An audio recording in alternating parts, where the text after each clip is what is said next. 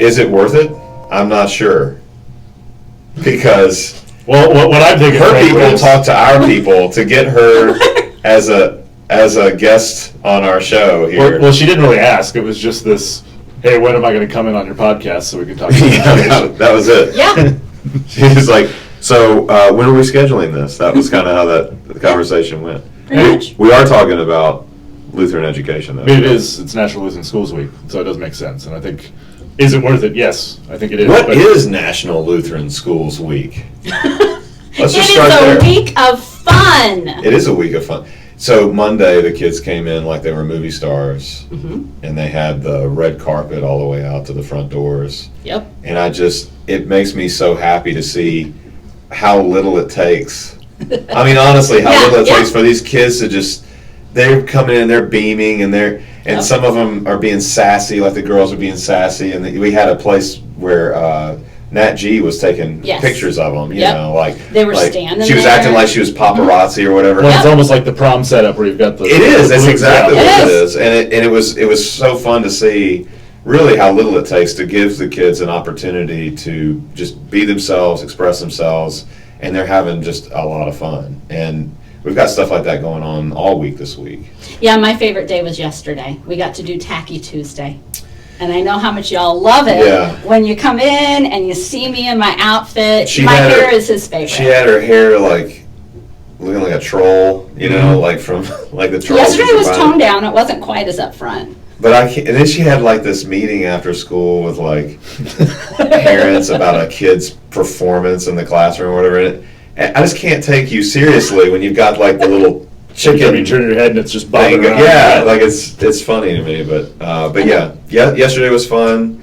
I like today. I think today is my favorite day because if you're wearing swag, I can wear my blue jeans and just kind of be a little more relaxed. So I failed a little bit. Yeah, you forgot for Wear It Wednesday. You got our blue on though. Yeah. I'm going to give you. See, I'm going to put the best construction on it because I'm an LCMS Lutheran. Yeah, sure. Yeah. But we are. It's National Lutheran Schools Week, so schools across the country are celebrating, and around the world because we're international. There's Lutheran is it the schools same in other week? countries. No, yes, I know that. It is. It's. I'm aware. I didn't know it was. I didn't know this was an international event, and it was coordinated as the same week. Yes, we still call it national just because that's what it's always been. But schools around the country or around the world are all celebrating this week. Well, that's really cool. So that means that our 30 campuses of the Lutheran University of Brazil will be celebrating this week, marking the week. You know, that's the world's largest Lutheran university. It's not in Germany. It's not in the United States. It's in Brazil. And they have gone like gangbusters down there. And it's a machine. Like, it's impressive, really. Mm-hmm. They're all throughout the country. ULBRA, that's what they call them. ULBRA. Universidade Luterana do Brasil. So that's how they go about it. But it's the Lutheran University of Brazil. And so it's got Lutheran in the name. So whereas here, all of ours are Concordias. Right. And so if you know what a Missouri Synod Lutheran is, you're like, oh, that's our school. But otherwise, it's not so in your face. But in Brazil, it's like totally in your face. Like, this is the Lutheran University of Brazil, and it's right out front. But it's a great education, and people are going for it. So yeah, not only here, around the world, good stuff. But we thought we'd talk a little bit about Lutheran education, because I think, like, y'all grew up here in the Midwest. You're nice, like cradle to grave Lutherans. You're not a convert like me, and I think for me, I always remember when I started learning more about Lutheran emphasis on education. It's different than in other Christian groups. It's different than in other Christian denominations. And so if you grew up Lutheran, you may take some of these things for granted. But I remember when I first learned that Lutherans saw their educators as ministers of the gospel, my first thought was, that's weird, because they're teachers, and I thought of like clergy as ministers, and I thought of teachers as teachers, right? And so when I first learned that Lutherans saw their educators as as ministers of the gospel, I thought, well, A, that's weird, and B, why are people always yelling about women can't be pastors? Because there's more female ministers in the Lutheran Church Missouri Synod than in any other denomination I know, including the ones where women can be pastors. So I was like, everybody apparently in this denomination needs to calm down, because there's a lot of women ministers in this denomination, and they seem to be held in high esteem, and they are. And I just think it's really neat, again, growing up in it, even growing up in the school here at Faith, but, think about just how biblical it is. And maybe we do take it for granted. Mm-hmm. But if we're talking, you preached about this on Sunday with, referencing Matthew 28, go and make disciples, baptizing them. And teaching them. But then you got to teach them. Yeah. We got to, we're starting here at 18 months, and you're going all the way through of just starting that process of catechesis, starting that process of teaching, starting that process of discipling little kids so that they can better understand who Jesus is, what he's done for them. And that's such a wonderful thing we do here. But I think that's so different. Again, if you grew up with this view, you may not know how different that is. There are Christian schools all throughout this country. Some of them are more just like private schools run and owned by Christian organizations or churches. They don't see what they do as ministry in the sense like you're talking about discipling people and stuff. So maybe you could talk with us a little bit today about why is it that we see what we do as ministry, and what does that mean here at Faith? And the two things that come to mind for me, and you could say other, but is relationships and discipleship. Just throw it all out at once. We're in danger of mansplaining. You realize that, right? We might need to let her just kind of talk for a minute. Yeah.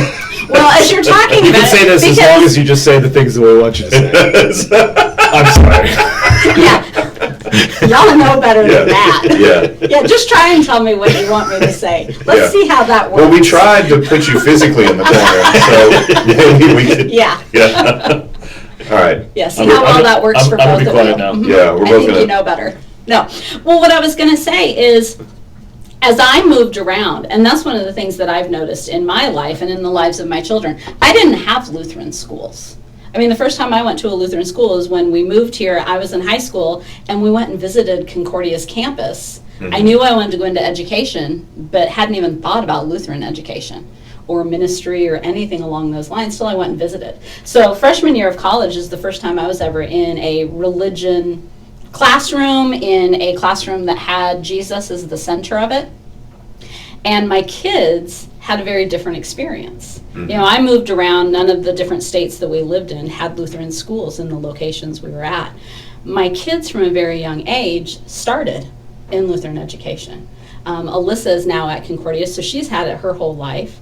Aaron's at Lincoln Lutheran. He's had it his whole life. But it's amazing to me to see the differences that I noted in them, even when they were still in preschool. One of the stories that I like to tell about my own kids that really brought home to me how much their faith was forming at a way earlier age than what mine did. I mean, I went to church on Sundays, I went to Sunday school, all of that. But we drive through downtown because I live on the west side of town. And so we drive in front of the Capitol building, and on the other side of the street at one point, I think it's an insurance building, I honestly don't even know what it is, but it has a huge sculpture or a relief that's in the side of the building. Mm-hmm. And it's this hand. Okay. And it's holding, and it has like a man and a woman and two kids inside of it. And so that's why I think it's insurance. I don't even know for sure what the building is anymore. Okay. Sorry. But we're driving by this every day. And at one point in time, my kids said something, and they're like, I just love that. And I'm like, what are you talking about? And they're like, that building, it just has God holding those people in his hand. And I'm like, I never thought about that. But that's my kids' perspective.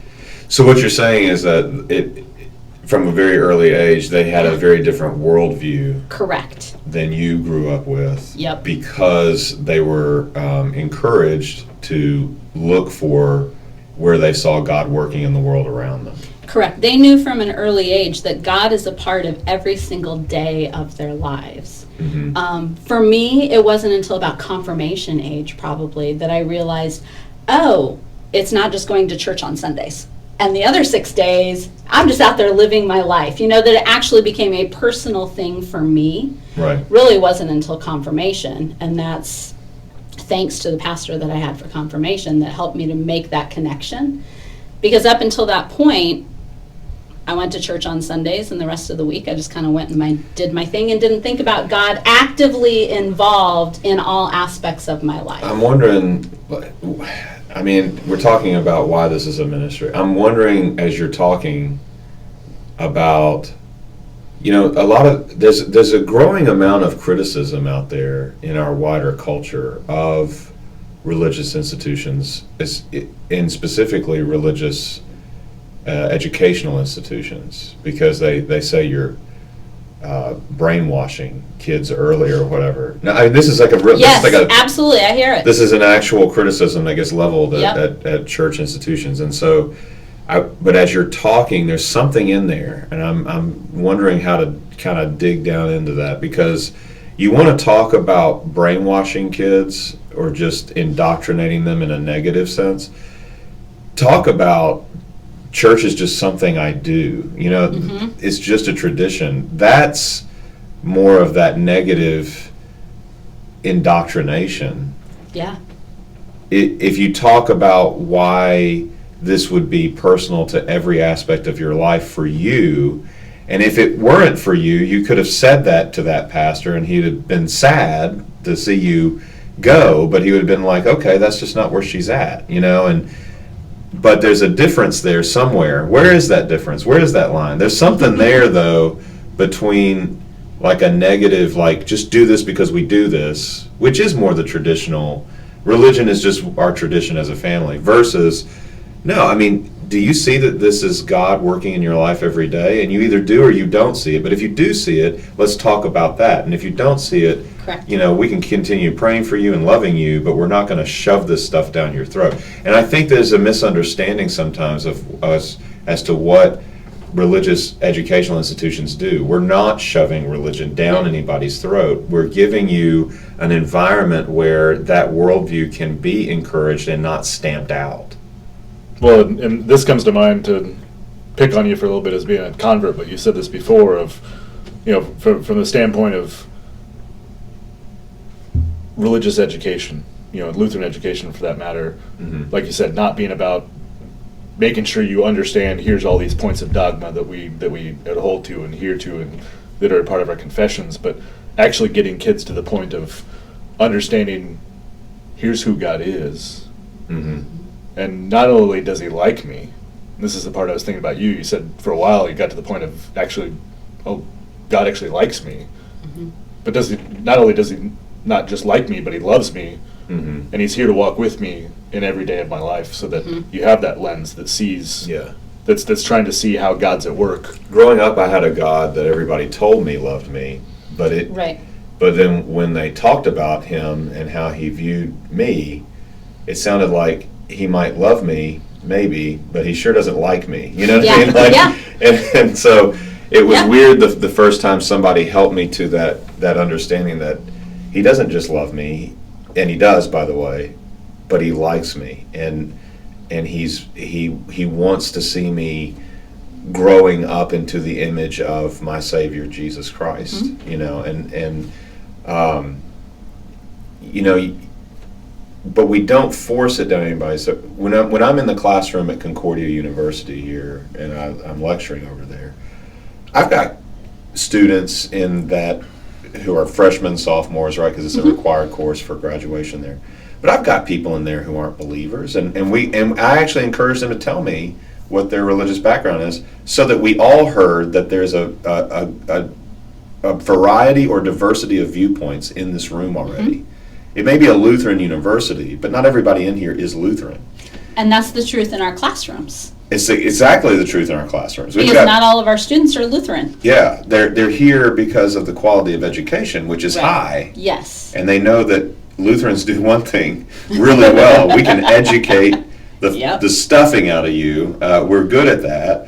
And so your kid's going to come out with critical thinking skills and reading, writing, arithmetic, all that stuff. But we don't shove it down their throats. But even on that college level, it's like one of the things I start out with at the beginning of the semester is, do y'all see that there's these different viewpoints in the room? And so as we go throughout the semester, I'll say, well, this is how Lutherans read this. But where appropriate, I'll say this is how Jews read this passage, or this is how Muslims read this passage, or even if you're an atheist, here's why this might matter to you. And we kind of go through that stuff. Like, this doesn't have to be for you as a believer. You need to be familiar with a book that is sacred and has shaped the lives of nearly half of the planet's population. Like, you can't say that you're a worldly educated person and not have any knowledge about the Bible. You know what I mean? So what we're offering people is an expanded worldview and a safe environment for faith development. What we're not doing is like shoving something down their throats. Even at this level, at this school, in elementary school, we've got parents and families that we serve from lots of different backgrounds, and they're welcomed here. And so it's interesting in our classrooms when we talk about different topics or things that come up. You know, we have religion class. We incorporate God into all aspects, but we do have religion class. And so as we're talking about it, subjects from baptism or things like that, we have some students that haven't been baptized yet. You know, and that's an opportunity to be able to have those open conversations. We encourage those conversations to happen at home. Families know what's going on in our classrooms, what we're talking about, so they can talk about it too. If you haven't been baptized, obviously we would love for them to choose that, and some of our families do, and they come into our church. But some of them are like, no, we're going to wait until it's time in our church body.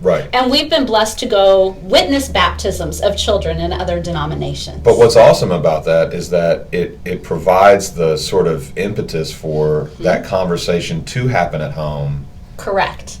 And it's because it's so easy, I think, as parents, and I would have never known this before I became a parent.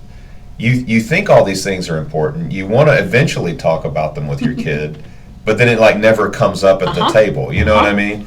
So if it happened at school, now at the dinner table, we can talk about, and maybe you are of a different denomination or background, you can talk about what that means in your tradition. Correct.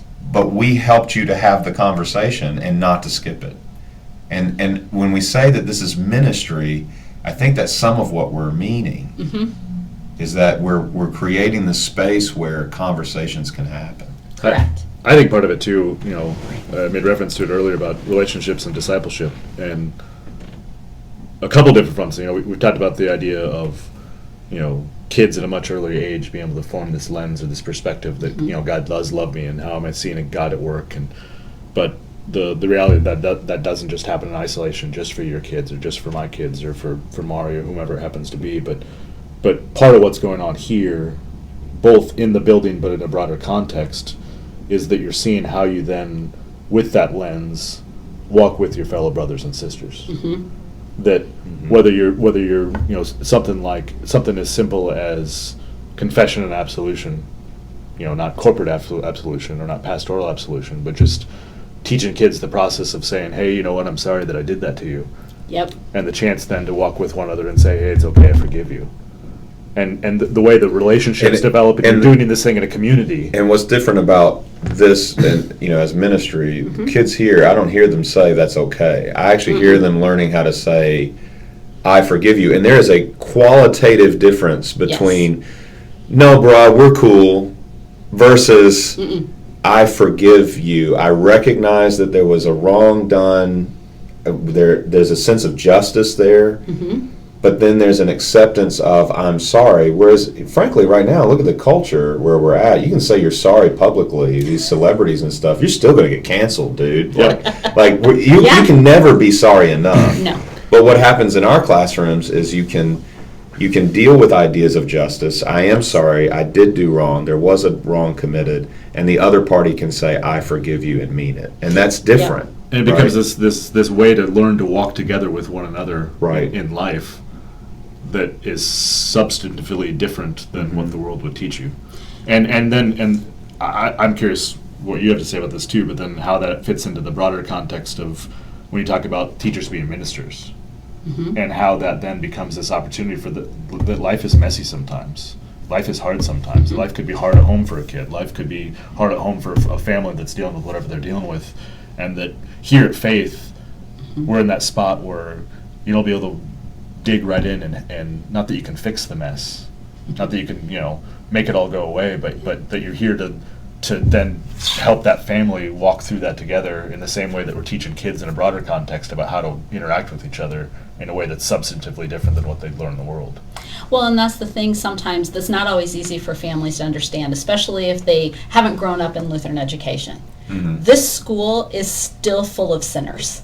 It's not like you're going to leave the public school, come to Faith School, and everybody gets along, and nobody ever gets mad or does anything wrong. So, yeah, just take a drink of coffee. I'm just going to take a drink of coffee. So from a very young age, those are some of the first things that our preschoolers and our toddlers and that learn is how to say, I'm sorry for. Right. And it's not just saying I'm sorry, but it's I'm sorry for and recognizing what they've done that has hurt somebody else, whether it's hurting their feelings or whatever, regardless of our intentions. When we live in community with people, we're going to hurt them. And we have to acknowledge the fact when we've hurt somebody. But is there a way to deal with it that's dealing with it head on rather than simply yelling at each other as tribal groups who don't agree with each other? You know what I mean? There's a way you can actually have an interaction with somebody that you don't agree with or has hurt you or whatever, and there's a way to face it head on instead of just yelling at each other. And that's so much is sometimes what we deal with. Is you have kids that have different perspectives, and the same incident happened, and they will never come to agreement on exactly what happened because they're seeing it through their own lens, through their own perspective. That doesn't mean, though, that we have to continue to be at odds. We can still acknowledge, all right, that's not what I meant, but I recognize that upset you, and I hurt you, so I can apologize for that, and you can forgive me for that, and we can continue and move on, and still get along and do those things. And so then taking it not only from students, but into the community, because we talk a lot about, here at Faith, we talk about it being our faith family. You know, our teachers, our educators, our resources for not only our students, they know when they come into the classroom they're loved. They have somebody that cares for them, that they can go to throughout this entire building. I think, though, that, you know, you talk about people who didn't grow up with Lutheran education. I think that concept is hard for people. Our faith family. Yeah. Because family is a trigger word for a lot of people. They come from, family was whoever's around. They come from what from a Christian perspective would be a very non-traditional type home environment. So when you say family, that can be a trigger word for people. They don't realize that what you're saying when you say our faith family is you have an advocate here. Someone actually, you're going to be shown care and concern. You know, because family can mean for people in our city, it can mean neglect. Rather than we're here for you no matter what. And they're not used to that. So if you're not used to Lutheran ideas that are shaped by our religious faith, Lutheran ideas about what family means, we're here no matter what. You might really be on my last ever-loving nerve today, but I'm still here for you in a way that you can count on, and I'm going to show you care and concern. And that's a different concept for some people. They're like, they would have trouble at the beginning understanding what you're saying to them when you say we're a family here at Faith. Well, when we start that, all of our educators do home visits with their students, which as a college student at Concordia who'd never been in Lutheran education, a home visit, I have to go to the homes of my children before the school. It's the best thing that we do because we start that relationship. All of our teachers share phone numbers. They share emails. Here's my contact. I am your partner. We're going to walk through this. I'm going to help you as parents in raising your children. Here's a little bit about the classroom. You know, here's some of the expectations and things like that. But it much more is that relationship of how we're going to do life together as we go through these I remember years. this at the beginning of this school year. So Justin Hoffman, brand new faculty member, right? The lone gun dude on our faculty, right? So he comes to the house, but I remember, he came and he was ready to sit down at the kitchen table and to lead our whole family in a devotion. And I'm the senior pastor of the church. You know how nice it was to be treated like a father instead of like the pastor, and he led us in a devotion at my kitchen table. and he talked to us about Jesus, and he prayed with us, and Yep. I mean, that was awesome. And my thought is, when we talk about, the whole teachers being advocates, being there for the families, is that in whatever ways, hoping and praying that God opens up those doors for families, to feel like a father that you're getting cared for. Right. So that you have a teacher here, you have resources here to understand, I can come talk to you about, obviously, if my kid is struggling with math and I need help with math, or if my kid's Yeah, struggling. I can talk to you about all those I can, things. Right. Yes. we're dealing with behavior stuff in the classroom and trying to figure that out. Yeah. But I can also come and talk to you about the fact that we've got this other stuff going on at home that's kind of a mess right now, and I know that it's impacted my kid. How can you walk with me to maybe pray about it with me? How can you maybe walk with me to provide some pastoral resources or some other things maybe that somebody might need to deal with that mess that's impacting how they're behaving in the classroom, or whatever it is. People can do that. I don't know that they always take advantage of it, because it's weird if you've never lived that way in community with people before. They can do. Just in our situation, so this past year, there was an opportunity for my wife, who's Brazilian, to go home and see her family. That side of the family we never get to see on a regular basis, like other people whose family lives close, they can see them. And so we talked to Justin about it would take Mari out of class, which isn't the best thing, honestly. And yet she never gets to see her Brazilian cousins and her Brazilian aunt and uncle and her grandparents on that side. And Justin was so supportive of, like, that's important for a kid growing up. So here's how we're going to do some stuff by distance, because COVID gave us all the opportunity now to do some creative things in the classroom. And she had times when she was with the class during class hours, but just by Zoom, like she was still part of the classroom. But what touched our hearts as a husband and wife and as father to our kid was that a teacher backed us up when it came to family dynamics and family relationships. That family was not just paid lip service to it's important. Correct. But in the actions of a school teacher, no, your family's important. Yes. And then you felt loved as a father. Yeah. Mari felt loved. We felt taken care of, Yeah. And I mean, that's a big deal, man. That's not a small thing. And it's not the way people act today. Everybody says the right stuff. It's lip service. The family's important. No. And that's more work for him, by the way. I'm not. He made his life harder. Yeah. And he was willing to have us as a family make his life harder. And some cynic would say, well, that's pretty nice. You're the senior pastor. I've seen Justin treat everybody like that this year. I'm talking about the current teacher we have, but I've seen so many of the faculty members treat other people that way. But this year it's Justin, and I've seen him treat other families like that. He treats everybody equally. It wasn't because I'm the pastor. It's because he cared about my daughter and her development as a person. Well, and we recognize parents are the primary and the first educators of their children. That's where it begins, is in the home. And we're here to support. Are you saying that the goal, the philosophical goal of Lutheran education is not to save children from their parents?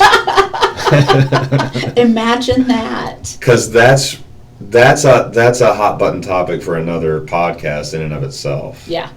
That's reversing the flow from what's out there today. Correct. We're not trying to save your kids from you. We're trying to back you up as you're raising these young people who are full of potential. Yep. We don't want you dropping them off at the door at 8:15, No. picking them up at 3:45, and fine. You educate them, you take care of them, and I'll take care of all the sports and all that stuff, and I don't have to worry about it. Right. No, that's not actually the way that it is supposed to work. And so we encourage families. We want to bring them into the conversation. Yes, we have your children for those 7 hours during the day, but we're doing it to support you. We're telling you we want you to feel involved. We want you to know what's happening so that we are supporting you as you raise your children and as you educate them. So for those that are sitting and listening to this today too, or if you're thinking about the average whichever it is, school family and at Faith here, and recognizing that a bunch of us are good German Lutherans who like to say we're fine and just suck it up and we don't do a very good job of asking for help sometimes. Yeah. We don't do a very good job of being vulnerable sometimes. Yep. How would you unpack that part of it to encourage or give maybe another perspective or a tangible example of what that can look like, to know that this is a safe place, to even bring in some of your messiness sometimes, and knowing that you've got teachers here and we've got people that are advocates, resources, disciples, ministers of the gospel, to be in a spot to be helpful in a way that's so much bigger than just reading, writing, arithmetic, and religion class. Yeah, I think a lot of it starts with those relationships that start at home visits for the educators, but that's also where I have a huge blessing in my role. I see a vast majority of our parents every morning greeting them as they're dropping kids off, as they're picking up in the afternoon. I can see when things aren't always going well in families or somebody looks upset. And y'all know me, I'm not somebody who's just going to stand back and go, oh, they look upset and too bad, so sad. You know what I mean? Are you saying that parents aren't good at poker face and the pickup line? How quick are they shoving the kid out the door? Things like that. But it is because we spend so much time together. Yeah. We see each other. We're going to get to know each other whether we want to or not all the time. Right. We see them at worship. A lot of our families we see in worship on Sunday. Not all of them, and that's okay too. But families get to know one another. Mm-hmm. So sometimes families will let us know if there's something going on in another family and all of that. It's amazing how we do life. I used to tell parents, because we're praying with students in the classroom. Kids are very open about what's going on in their home life. If there's something wrong, they want to pray about it. I used to talk to some families. I'm like, in one ear, out the other, we lift it up to God, and it's good. Don't worry about it. This is a no judgment zone, things like that. But and yet, the teacher's going to know what's going on at home. Yeah. Yeah. The kids feel so safe. Yeah. And they want to take things to God. And so we find out about things. And there's been many times where I'll ask a parent, hey, you want to chat? And they're kind of like, what? And I'll say something, they're like, oh my gosh, you heard, hey, there's no judgment here, There's no judgment, but we do want to show you that care and concern that maybe you're not used to. Correct. But you could try it. You never know. You might like being cared for. Yeah. Somebody actually cares what's going on with you instead of just seeing you as a number. Correct. You might actually enjoy living like that. Yeah. So. And the way that parents lift up our educators then too. Mm-hmm. We're constantly getting messages from families or from parents that recognize, they'll say it's above and beyond. They'll say, well, that's so much more than what a teacher should do. But that goes back to that ministry component. We're not just here to teach your kids for 7 hours a day. This is ministry, and we're in ministry with families. Mm-hmm. Yeah, it's nice, when families say thank you and that, but it's helping them to understand what our role actually is. Mm-hmm. And as they learn to understand that role, especially for families coming in at kindergarten, they're anticipating kindergarten like they had. That's not what it's going to be like here. I think things have changed and progressed and moved forward. Yeah. And so those relationships and being in unity with one another in a lot of different ways. Yeah. Well, I just think that's a really neat piece about it. The last piece you said there, just that it is a ministry. Mm-hmm. And from the standpoint of thinking about it in ministry, that it's his gift that he's given this church to work through all the different people we have, these teachers, you as principal, lots of different folks that are helping every single day, and that he's, meaning Jesus, being the one driving and supporting this and working through all these different people so that his purposes can be effectuated, whether that's teaching kids about forgiveness or teaching kids about prayer or teaching kids about how to have that lens of understanding how God's at work every single day in their lives. Mm-hmm. And I know don't really want this to be the rah-rah about Faith School, but we are coming up on 40 years that it's been here, and God continues to bless this place in so many ways with the people and with how he's at work to draw people together in seeing who he is and what he's made them to be. Yeah.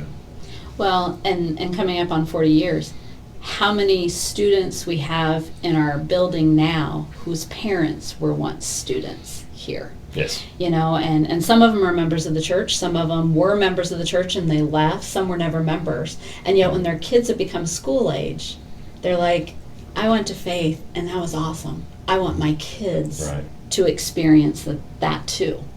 And we're seeing more and more of those. And yes, I've been here long enough now that it's some of my former students whose kids are coming back. For a while, they were all older, and that wasn't the case. But there's some that are starting to come back, and I love that. Yeah. Because that's the thing. Our relationships with our families don't end when they finish 5th grade. Yeah. I mean, I go to Lincoln Lutheran, I go to things out in public. My kids, it drives my personal kids nuts sometimes because it'll be like, we'll be out somewhere and I'll hear, Mrs. B! Yeah. And here's this college-age kid, or I can say the Wendland boys. Here's the Wendland boys. And I'm like this, you know, and they're just Right. bending down to give me a hug and stuff Right. like that because we still are connected Yeah. in a lot of ways, and those relationships don't end. No, they don't. So it's a cool thing. Okay, well, still haven't figured out how to land the plane on these. So sometimes we just sort of end. That's all I got to say But about that. yeah, it's kind of like I mean, I'm Southern, so that's my excuse to like Forrest Gump it sometimes. Yeah. But that is all I have to say about that today. But if you're joining us for the podcast, we're glad that you're joining us today. Keep this ministry in your prayers. Check out our other videos. And then what is it you always say? Like and subscribe, right? So, all right. We'll see you next time.